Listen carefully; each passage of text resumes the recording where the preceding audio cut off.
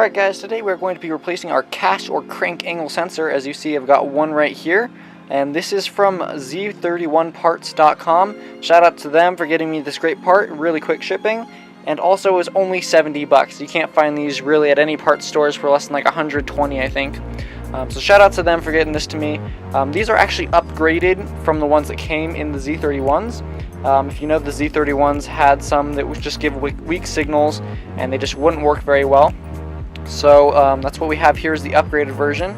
Now the reason you might want to do this if you're first of all, if your computer is giving you a crank angle sensor code, but also if it's sluggish on startups, or it's kind of, you know, giving like a little hesitation where it's not a spark or a fuel issue.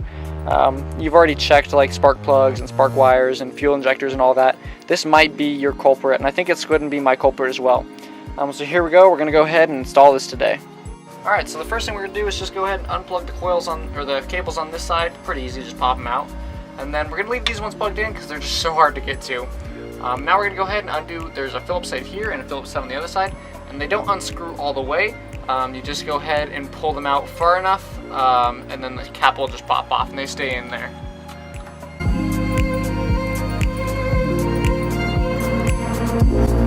Alright, now the next thing to do is we're going to go ahead and undo the bolt on the back of our rotor right here. That's just, I believe, an 8mm, and we'll go ahead and just take the rotor off with that.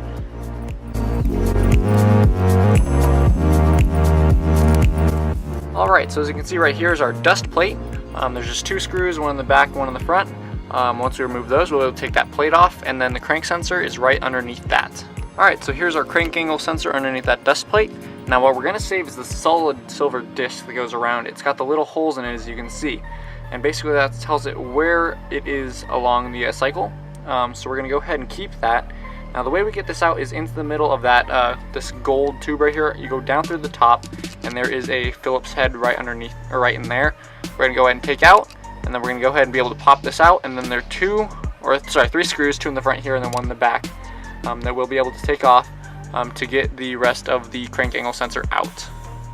Now it's worth mentioning, guys, you do want to be very careful when you're doing this part of the process, just because that disc is very special. It's the thing that tells us where we are at and how fast we're moving. So you gotta be very careful with that. You don't want to dent it or anything. So as always, just use a little bit of precaution, and the new crank angle sensor is just this black piece that goes along it. So it doesn't come with the disc unless you have to order a new one. So be very careful when you're doing that. Alright guys, I'm going to go ahead and use a flat blade because it looks like it might work a little bit better. It's a Phillips and a flat blade, one of those 2-in-1s.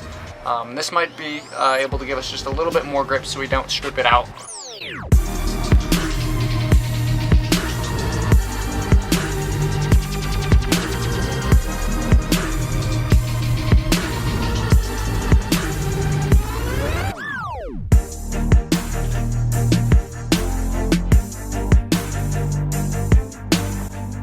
Alright guys, so as you can see, there's two little tabs in it.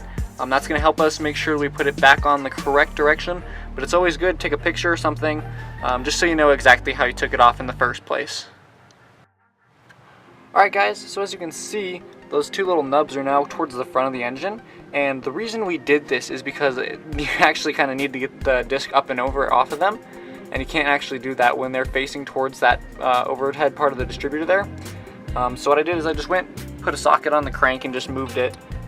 You could always just as well just turn the car over again before you start, and just kind of keep taking the cap off and like looking where it is, because it points towards the distributor, or sorry, towards the rotor. As you remember, when we got the rotor off, it was pointing back there as well. So we went ahead and took that off, and now we can go ahead and pull that disc out. Alright guys, the last step before removing the CAS is going to be taking this little gold piece off here. Just kind of slide it up and wiggle it a little bit, and as always, these have like the little D grooves, so they only go in one direction. Go ahead and set that to the side with all your other stuff, and now there is our CAS, and all we have to do is take off those three Phillips heads and we'll be able to pull it out. Alright guys, once you go ahead and get those three screws undone, you can go ahead and start wiggling up the CAS, and as you can see on the CAS, this is our new one here, but it's got 4 pins on the bottom right there, and basically I just kind of took it and started wiggling it up. I'm sure you could go ahead and unplug it from the bottom or something, but you know, no, I'm good. So I just went ahead and just wiggled it, pulled it up. It took me like a minute of wiggling maybe. So go ahead and just slowly pull it up. If you're going to reuse it, you might want to be careful. But you know, I had a new one, so we're good with that. So now all that's left is to just put the new one in and reassemble it. Alright guys, once you put everything back together and put the rotor on top of this, make sure you get all of the screws down to a good torque. There's nothing specific that I have. There might be something in the factory service manual or something. I don't know. But just make sure you don't want them coming loose, but also make sure not to over tighten them. Just kind of, you know, snug them down. And if you want, you could use even a little bit of Loctite. Just something removable, something that you'd be able to get out. You want to use too much on something like that, where it'd be very small and could strip pretty easily. But you know, just kind of play it by ear, guys. Hopefully this helped, and once I put this rotor back on and the cap, we should be all good. So if you guys have any other questions on what to do, go ahead and shoot me a question down in the comments, and I will hopefully be able to get back to you quick enough to help remedy whatever situation you guys are in.